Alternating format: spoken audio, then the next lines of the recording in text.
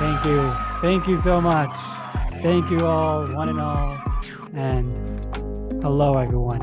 Welcome to Spoilers, obviously. I am your host, Joel, and with me today, the one and only Moses Moon. That's right, ladies and gentlemen, it's me! What's up? What's up? Dude, been a while. Yeah, been a while. How are you doing, man? Dude, I can't complain. Life is starting to pick up its regular pace. I'm excited about this. Been hitting the gym lately. Been feeling good about that. It's Awesome. nice. That's awesome, man. Yeah. Thank you. How are you? What's going on in the world, Joel? Well, very interestingly, last weekend, in a very mysterious way, my right shoulder, the muscles over there, decided to basically say, "Hey, Yoel, fuck you. We are going to give you shit ton of pain." I have no idea why. I didn't do anything irregular. It got to a point as if I felt someone. I don't know. I just couldn't move my hand anymore. My complete right hand was unusable. I couldn't move it. I was in so much pain. No idea why. And I decided, I probably need to take a few days off from work to let my muscles relax. So I've been taking magnesium oil and magnesium pills and Advils to help it relax. I still have pain. Like from 1 to 10, it's like a 1.5. But did you go to the doctor about that? I went to a chiropractor. My dad, but no, earlier this weekend when it all started, it was like a 9-10, like a solid 9-10. I was in like agony pain, but now I'm all the way down to like 1.5, so I'm all good. Yeah, but I still have one more day of a rest day, and then gonna go back to work and somehow fuck it up again. Sounds like a really fun time. Yeah. But anyways, let's get on with our episode. Yeah, what are we talking about today, huh? What are we doing? So today we are going to talk about the Marvel TV show, the latest Marvel TV show, She-Hulk Attorney at Law. Hulk smash. Hulk smash in every way possible. All right. So I didn't know anything about this character before the trailer came out. Right. I knew like some things here and there, like how she gets her powers according to the comics. Yeah. But other than that, I didn't really know anything about her. And when she breaks the fourth wall, I was like, what the fuck? What? Isn't that only a Deadpool thing? Like, she's not supposed to break the fourth wall. So I did my research, and apparently, according to the comics, yes, she does break the fourth wall. It's like, what? Yeah. It bothered me, but like, okay, she didn't break the fourth wall the same way Deadpool does, because he breaks the fourth wall constantly, and she just did it in this specific episode. She did it twice. But technically, the whole thing was a retelling of the thing in the fourth wall break. But yes, indeed. Yeah. It was a flashback episode, which is what is interesting over here. The flashback episode was actually supposed to be episode 8, not episode 1, according to what I heard. So, well, that makes sense. A little bit of dialogue beforehand. She's like, "I know you won't care or to watch the show unless you know what's going on. So here it is." And it's like, yeah, that's actually fairly accurate. Yeah. Well done, scriptwriters. Well done. So that is the reason why they decided to put the flashback episode from episode 8 to episode 1. And well, that actually makes a lot more sense. So yeah, it definitely does. I did not have high hopes for this show. And seeing this first episode, I was like, you know what? Other than the VFX, that is not the best, I can actually work with this. It looks not that bad. I do think it's a lot better just by the first episode. I do think it's a lot better than Miss Marvel, Yeah. by far. But yeah, I do think they did a very small decision doing the flashback episode as the very first episode, the opening of the show. I will have to say though, between Miss Marvel and She-Hulk, that the nagginess of the like vocal female perspective of like living in the dangerous world of men kind of deal was a little more ampant than Miss Marvel's focus. Miss Marvel's focus had a different angle, which I think was much lighter, per se. Whereas this one was like a lot more like in your face. Like we get it. Like, okay, what are the reasons why she able to move so fast, so forward, and only within a couple of days, and pin it on the dealing with misogyny or the patriarchy and misogyny. Mm-hmm. And it's like, okay, fair enough. I mean, like, look, some of those aspects are real, but this isn't like, I don't know, a woman's awareness kind of thing. It's just the naggy points of it. And I was like, all right, fine. Like, I'll let it happen, like wanting to. So that was more a little like on a narrative point of view for me. As we all know, I love narrative. A little bit forceful. However, it worked. Yeah. So yeah, similar to you, like I was like, all right. I knew some of those aspects coming into the show, like that she broke the fourth wall and that she's kind of cocky-ish. And it's like, okay, cool. Like, all right, I see some of the points seems to line up well. I have yet to see some reviews via some of my favorite YouTubers, aka the Birdman. He's one of my favorites. Very well read in his comic lore. So I'll hold my opinions about like, is this an accurate portrayal? Is this like, does this do service or is it a disservice to the comic? And then I won't use that as a marker of how well I thought it was. But to be perfectly honest, it wasn't as bad as I thought it was going to be. Yes. I definitely agree about that. Again, my point of view, I was like, okay, this is gonna be a complete shit. I'm not excited about watching this show.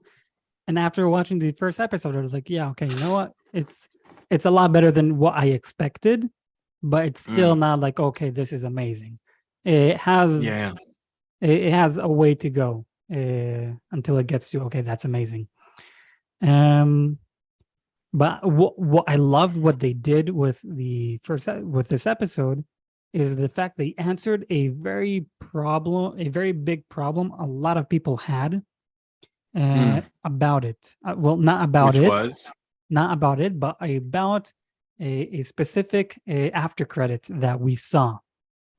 So, did you see? Remind me. I'm not quite. Wait, was there after credits in this scene? Yes, in this, there was. Fuck, hold on.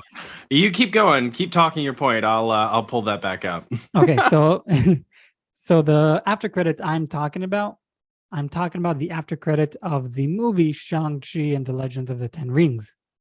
Right. So in that after credit, we see Bruce Banner as a regular person with a hand strap to hold his hand in place. And everyone was like, wait, what the fuck is going on? Isn't he supposed to be Smart Hulk? And Shang-Chi gives us a little time limit. Yeah, exactly. And a lot of people are like, well, what is going on? This makes no sense. And if I'm not mistaken, Shang-Chi came out in 2020 or 21. I think early 21, January. Yeah.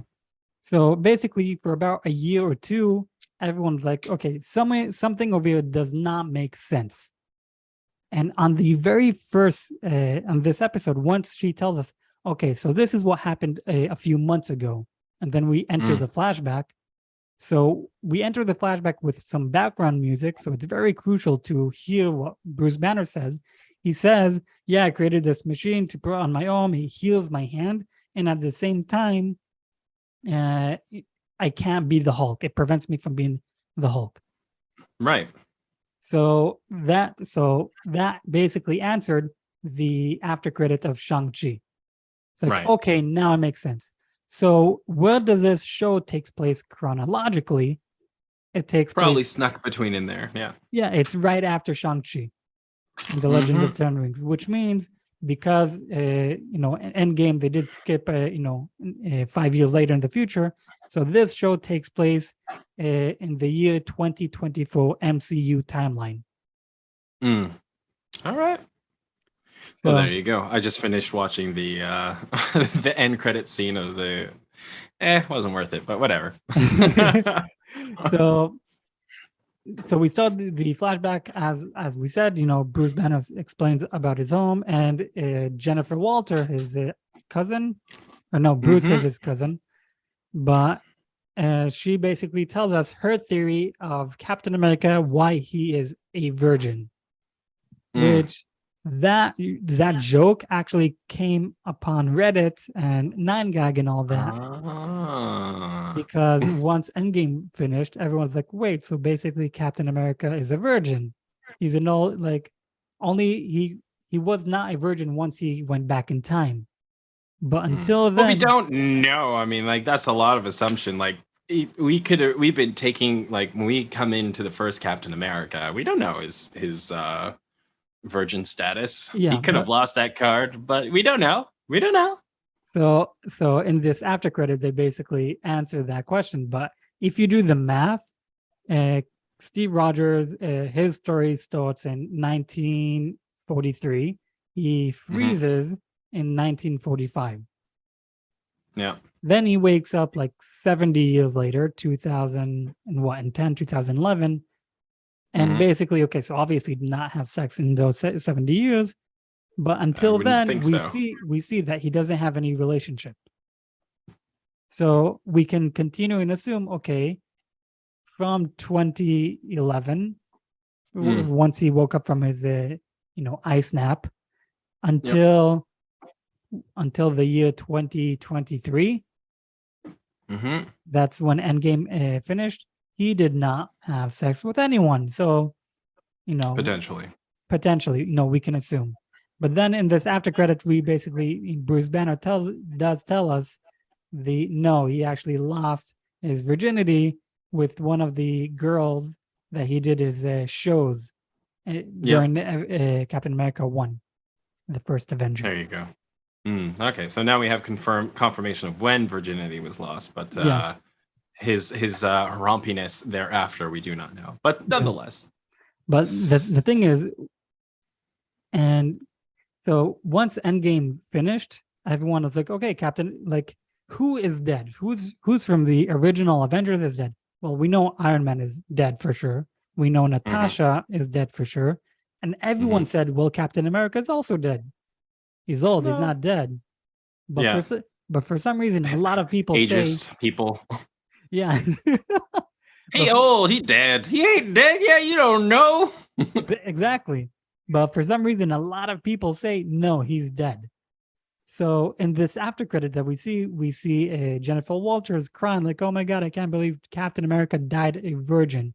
Now, if this takes place in the year 2024 and Endgame finishes at the year 2023, so basically after Endgame till this show, he Mm-hmm. dies within 12 months, somewhere within those 12 months. It's either that or in memoriam, like they just told the world that he died and passed it on because he's Well, so. here's the thing. She said Captain America died as a virgin. She personally did never meet Captain America, Steve Rogers. Mhm. So why is she saying that? Is she saying that because she thinks he's dead, or because Bruce Banner told her he's dead? That isn't confirmed, so we don't know.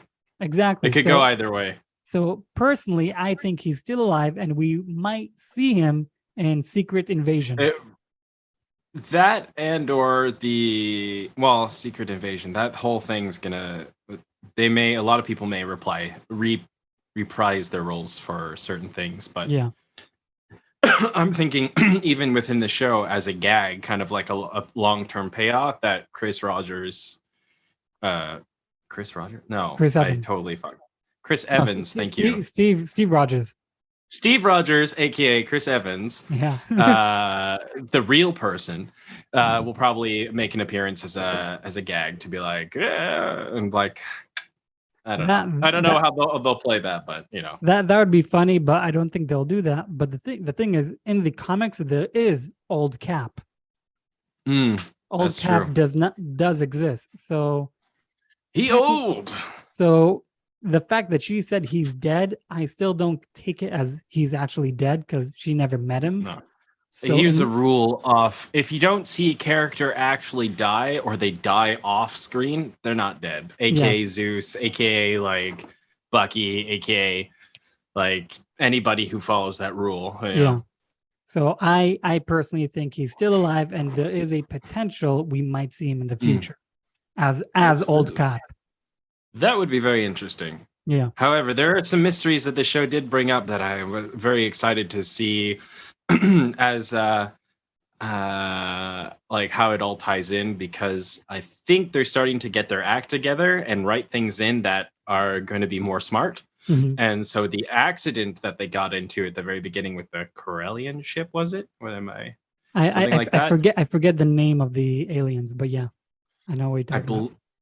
Yeah, so that ship interrupting them and cascading this into this event hasn't been answered, and I do assume that it's going to have some clever play into the either upcoming episodes or the how would you say a grander tale, as we know that there we have some of the major players already within, like, let's say Loki with Mhm. Khan and the things of that nature. And so those are major events that are coming into play with from the shows going on into the movies. Yeah. So, and we even saw that WandaVision carry over, that her story was very crucial towards the movie itself. So, I'm looking forward to seeing how they're going to tie some of these aspects all up together. That's all I have to say on that. Well, yeah, that will be interesting. But here is my theory about that ship. So Okay. yeah, in Mm, the movie Avengers: Age of Ultron, by yeah. the end of the movie, Hulk disappears and we don't see him for 2 years. Till Thor Ragnarok. That's the ship from that planet, the ring. Yeah, like the what's his Exact name? The Collectors, not the Collector. The Grand, whatever. the Anyways, yes, continue. Grandmaster. It's something like Right. that. So Age of Mm, Ultron takes place in the year 2015 chronologically, and mm-hmm. Thor Ragnarok takes place in 2017. So there's a Mm-hmm. 2 year gap over here that we know for a fact. Thor, Hulk himself even told us that he was stuck as the Hulk for 2 years. Yep. So these are things that we know for a fact. Now, there is a comic called Hulk World War Hulk. Mm-hmm. In that comic, we basically saw that comic in the movie Thor Ragnarok. But in the comic, Hulk is stuck in a planet. He becomes a slave. Then he becomes a gladiator. He becomes the best Mm-hmm. gladiator. He he overthrows the king. He becomes the king of the planet. And there's a big war in the planet, and that's why it's called World War Hulk. In that same time, he has a son. So, what if, and this is my Mm, theory, what if mm, he now is back in Earth, and now mm-hmm. that spaceship came, and Hulk did say, yeah, these people, they probably need to give me a message or something. I'll get to the bottom of it. Mm. What if the message is, hey, man, you have a son? Yeah. Well, they are set that thematically makes sense due to the fact that they're setting up the young adventures. Mm-hmm. They have all the younger peoples basically lined up to take over for the old Avengers. Yeah. So that would fit right along. A little disjointed and copying like or Yeah. cutting and pasting, but that would make sense. I'll hold you to that. I would that sounds very doable. So we could potentially have basically 3 Hulks by the end of this season. Real question is then, what are they going to do with Miss Danvers? No, not Danvers. Sorry. Jennifer Walters. Walters. Yes. Well, she did tell us she doesn't want to be a superhero. She wants to stay as a lawyer. I do believe, she Be will. really weak. Yeah, I do believe she will learn how to be a superhero and a lawyer at the same time. All the posters of this TV series is her as She-Hulk, not as her as a human. So I Yeah. do believe at some point she'll stop being Jennifer Walters and she'll be She-Hulk, Jennifer Walters, Attorney at Law. Well, we do know that they're gonna, I think, play at that angle where a higher agency is going to hire her specifically to be a lawyer to represent a superhero court kind of deal. But I think the overall arc is for her to learn how to be a superhero and choose that role. If this is the first dilemma, like in the hero's arc stereotype, the call to adventure, and then the next stage is the denial of it, and then something needs to happen in order to facilitate that. Like, okay, I'm going to, aka like the death of Luke's uncle and aunt, and Pinocchio losing his father, etc., etc. So I mean, like, I think it was like a fake out, in the idea that like, oh, she's in court and all of a sudden this bad guy breaks in and she kicks her ass. Like, that isn't necessarily like, oh, I'm going to embrace it. It's just like, fuck, I have to do this. But I think there's going to be more at play where she's going to be like, oh, fuck, only I can do this, and I have to fit, only I can unlock this particular story, so I shall go forth and be sacrificial and do it. We'll see. I'm not quite sure how high the stakes are going to get here, especially there's a lot of cards on the table and a lot of things that haven't been revealed yet, so it's a little early to make such predictions, but still. Yeah, it is. She does tell us this is a lawyer show. It's a lawyer show. So But she's adamant about it, but we don't necessarily know if she's a trustworthy narrator yet. Yeah, I have to say, from observing her in this episode, I don't think I would ever hire her as to be my lawyer. When Hulk comes and tell her, like, hey, this is a 15 years document that I did on myself, how to become the Hulk. And she gives it to her and like, yeah, no, I don't need this. I'm all perfect. This is not relevant to me. We're not the same person. Sorry, as a lawyer, let's be honest, 90% of your job is to read paperwork. I Now, honestly thought she would take it a little more in stride, being like, recognizing her predicament and be like being more studious instead of arrogant. But again, I have yet to understand her comic form to understand if that's relevant in her character.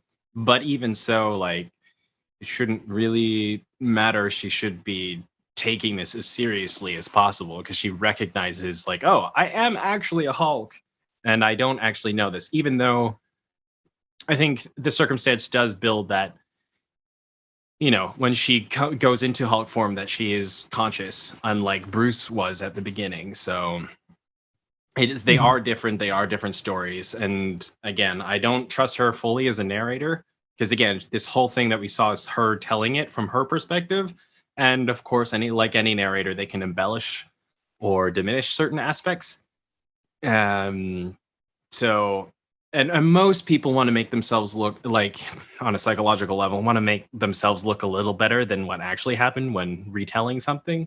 So I'm going to assume that there's a few other things that happened there that she wasn't quite truthful about, but from the aspect of like what we saw, I thought it was a little bit like rushed, if you will, that she has some Mary Sue perspectives about her. She's a complete Mary Sue. Well, we don't know that yet. She's good at being the Hulk, and she's conscious of it, but we haven't seen her come to a place where, like, she's wrestled with her cousin, Mhm. and she's kicked or punched one bad guy. She's never been in a circumstance that demands more of her, and we all Yeah. both know that on a with all the background that we know about the Hulk, both on canon and off and on lore, that tapping into that type of unlimited potential is it's not necessarily Mary Sue in terms of like, if she like took the time to like learn martial arts and stuff, that would be like okay. But just the fact that you can Hulk out alone and be a Hulk, really, like if you were to suddenly gain the Hulk's abilities, you could really do a lot already. Mhm. You know what Yeah. I mean? Yeah. It's not like Rey from Star Wars, where her, being a Jedi requires thought, discipline, training. You can't just pick up a lightsaber and wield it. And in the Mandalorian, season 3, was it where he's wielding the dark saber? Is Uh, that even? Is that it's Boba Fett? It's Boba Fett, but the one episode was hijacked by the Mandalorian. yeah. Good call, show writers. But they show that like not even he, like, yes, there may be some certain aspects about this special blade, but wielding a lightsaber is fucking dangerous. And so like that requires a lot more mental thought and more like care when writing these things. Whereas when you're a Hulk and you have God, powers, there's not too much you need to like. Obviously, like you can focus and channel and learn, and there's a lot of things that could up your potential in terms of maybe combat prowess. But other than that, like we'll really have to see what circumstances she gets into to be like, yeah, she marries Sue or not. Like I think right now all the cards on the table are enough to be like, okay, she's an arrogant, cocky prick with a lot of power, and we'll see how she handles it. Yeah. I I don't know. I did get the vibe that she is a Mary Sue. I hope what they will do is like turn it around. Like here, she started as a Mary Sue, but then she quickly will figure out, oh no, I don't got this shit. I need to learn how to actually control this, and then she'll start building this up Well, slowly. in the episode, the Bruce offers her like you can always come back, Yeah, so the door is always open. So the place to learn is available, and so I predict within the next 2 episodes that something is going to happen that will force her to come back to train with Hulk. Uh, if the show writers are going to grant more the human side of things, as she decided to go off and like I got this, but there's a lot of aspects to being a Hulk that will ruin her social slash normal life. So we'll have yet to see how that plays out. yeah. I don't think we'll actually see the Hulk a lot in this series because Mm. even in the trailers, most of the time that we see the Hulk is actually from the Was in first the from the episode. first episode. Mm-hmm. So I think we might not see him again. And if we are going to see him again, maybe for one, maximum two more episodes. Yeah, And no, I can concur with that. Though generally most of the promo material was from the first episode, like most promo materials. yeah, Because you have enough of the dialogue that matches the "You're a Hulk now. Oh my gosh, I'm a woman." Like, yeah, okay, though those men, sim- men. man. um, I am excited to see Daredevil. Oh We right. we are going to see him in this show. I don't know how many And there's episodes. a good example between I'm a lawyer and a superhero, and she's like, Yeah, "Oh, I so need someone to learn from. He'd be a great mentor." exactly because okay, she doesn't want to be a superhero. She just wants to be a lawyer. And here we have Mm-hmm. Daredevil, who is a superhero and a lawyer at the same time. So she has Mm. something to learn from. Like, yes, she can learn how to be a Hulk from Bruce Banner, but can she Or manage herself. being or herself? But can she manage being a Hulk and a lawyer at the same time? Well, who Mm. else other than Matt Murdock? So I'm that pretty sure Matt Murdock's gonna come on his own volition and be like, "Hey, listen, like you're gonna need to learn a few things." She'll be like, "Who are you?" I'm like, "Well, guess what? I'm also a lawyer. I haven't heard of your practice. Fuck you."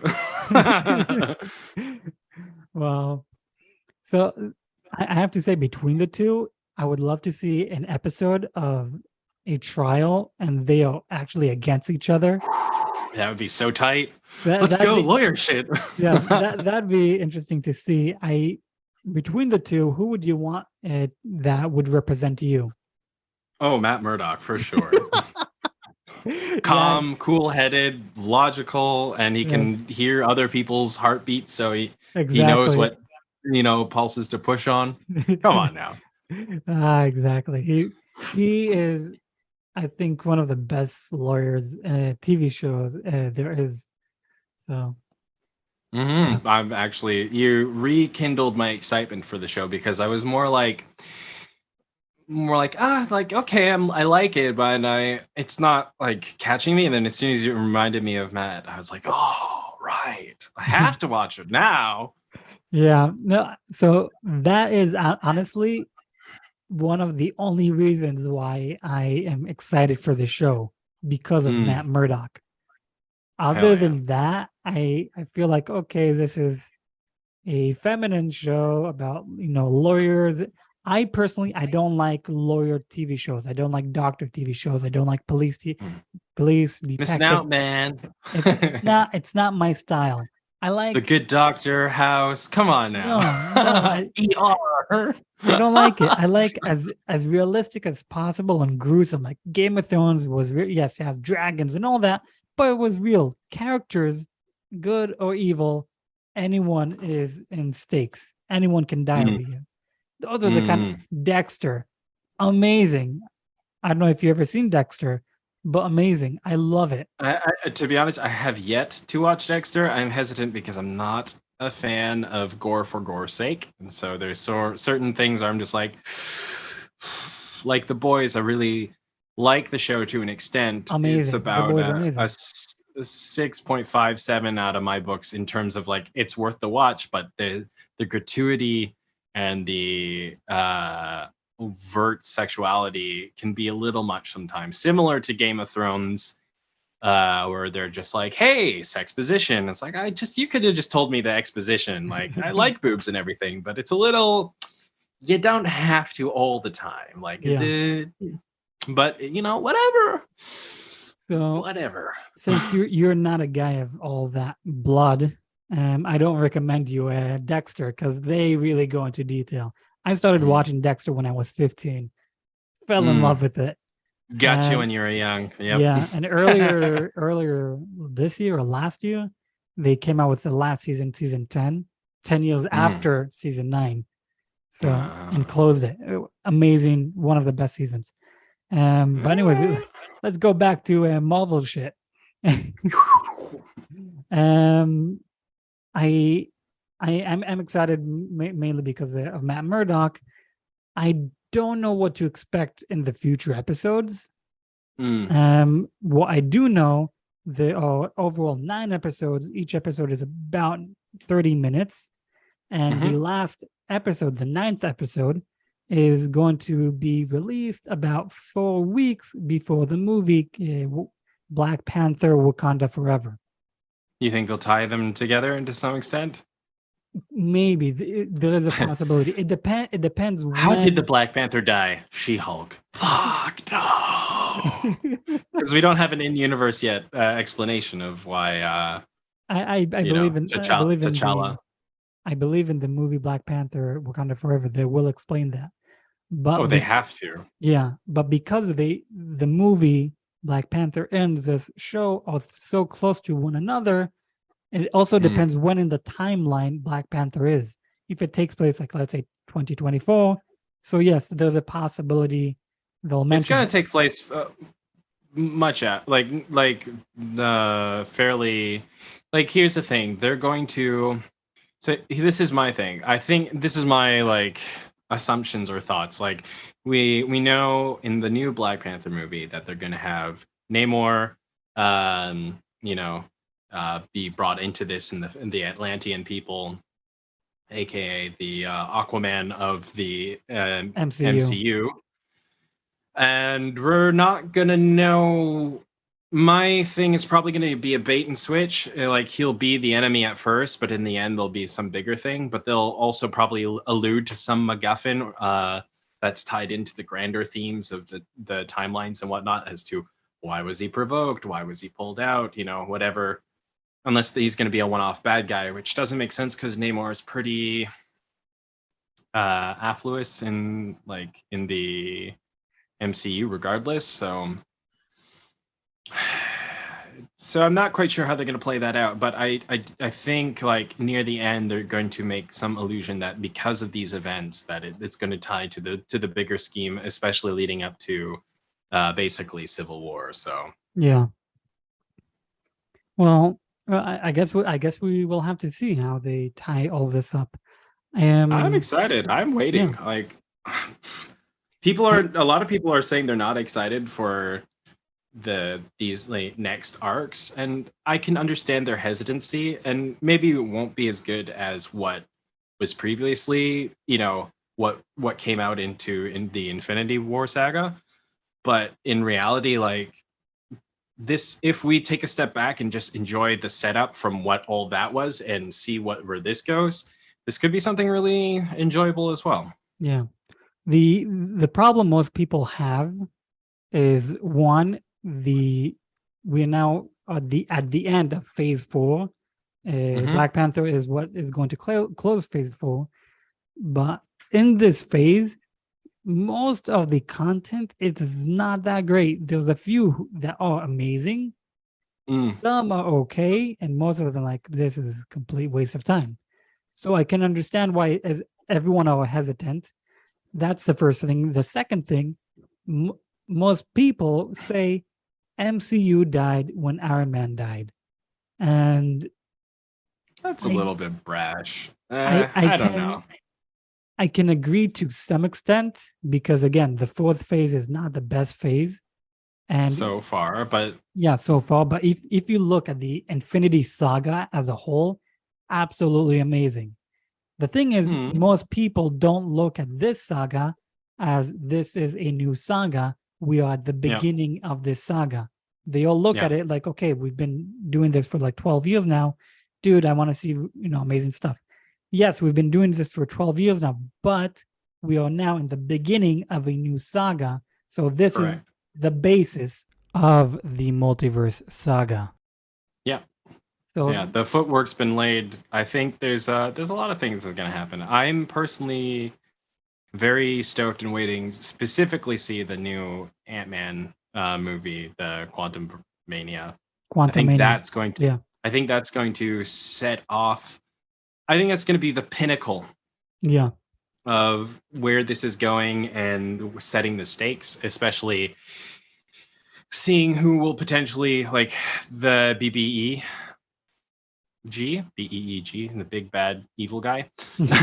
I think it will be Khan, but the allusions into how it's going to tumble into the Civil War and whatnot, there's a lot of pieces that have that, yet at the same time I'm not quite sure because there's still a lot of things regarding like a lot of symbiote or oriented or related stuff that has yet to be touched upon again, and those are very big things. So the Black Knight and Venom leaving a bit of his symbiote behind, and so on and so forth. Like there's a lot of potential for that to lead to something, and especially symbiotes having the hive mind and whatnot. They might take that instead of from the symbiote war to the Civil War, but we'll just see how they play their cards. There's a lot in the air right now. Yeah, there's a lot. Again, phase 4 is the base of everything else, and Ant-Man and Quantumania, Ant-Man and the Wasp Quantumania is the first movie that opens phase 5, and there's a lot for phase 5. A lot. They already told us everything for phase 5, what we should expect, For Phase 6, they told us only 3 movies out of I think 11 or 12.